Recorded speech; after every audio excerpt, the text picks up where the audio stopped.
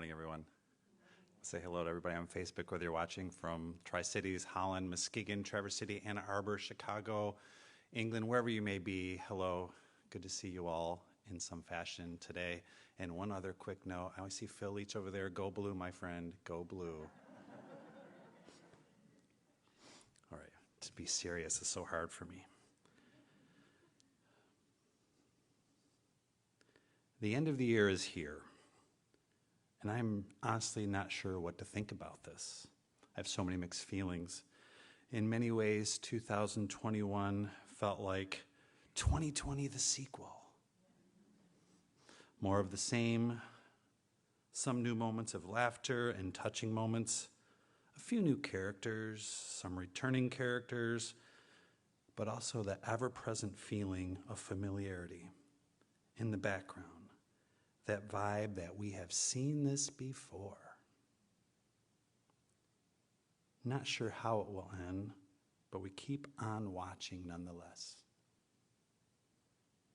Rotten Tomatoes says a sequel maybe isn't so fresh on their freshness scale, but we're here. So in some ways, marking the new year brings a sense of hope. 2021 will pass, time will be marked. Whatever is out there, it must be better. There is that hope. But, and always the but. When marking the end of something, I, myself, always tend to see the things not done. Not enough time, the choices that gave me the rationalization to say there's not enough time, not enough space given for the new, working too much, loving too less. I should have hugged instead of scorned.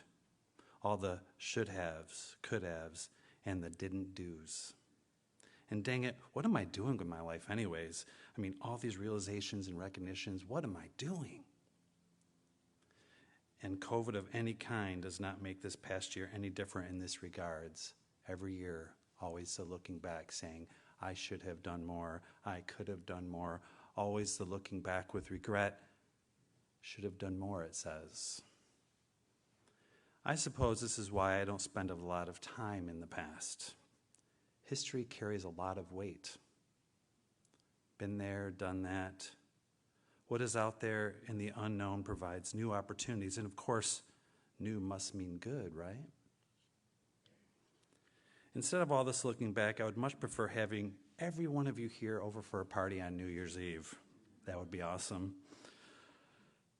We could watch the ball drop, cheers champagne glasses filled with apple juice, because if you don't know, that's how I roll.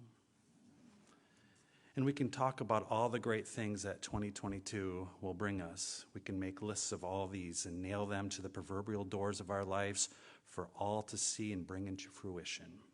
After all, last year's imaginings becomes this year's looking back.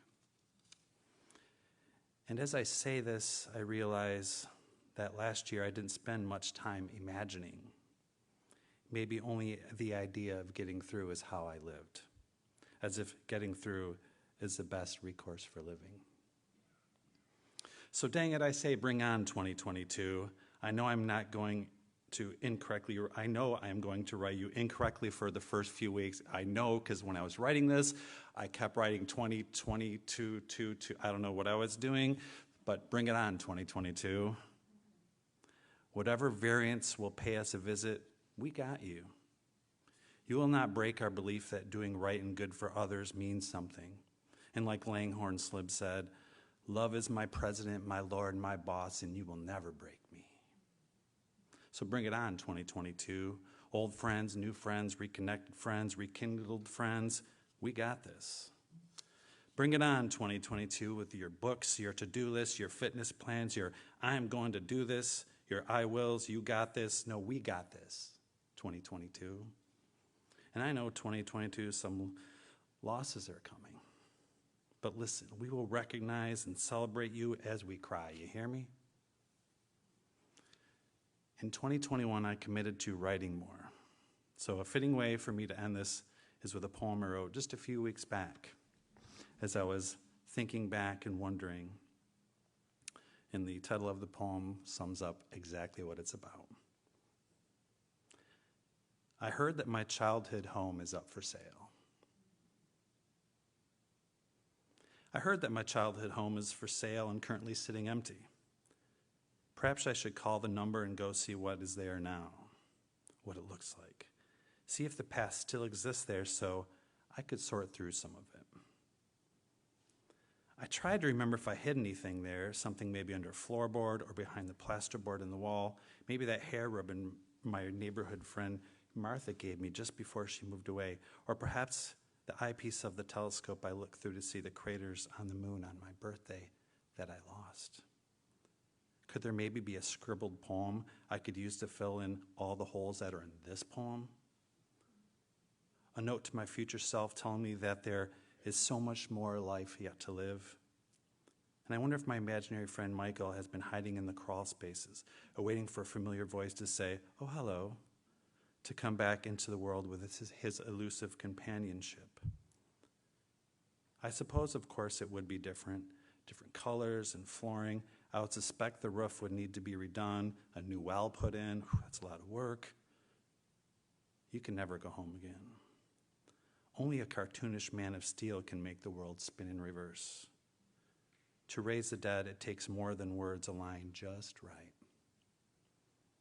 So many memories there. In the gully behind the house, I used to find stones in the creek and wildflowers in the spring. My father would play records late at night, and I would lay in bed listening, and I can still hear Neil Diamond saying, "Hot August Night." My mother would sneak me new books from secret stash I could never find, and I looked in those holiday pajamas and the scratches from our cat. I heard that my childhood's home is up for sale, so I called my sister and told her, and she said, "Yeah, I drove past there the other day." She said it looks old and run down and so small. It must have a lot of issues, she said, because the asking price is so low. She said, maybe it's haunted, and we both laughed. But secretly, as I was listening to her say that, I was hoping she was right. Peace out, friends. 2022, here we come.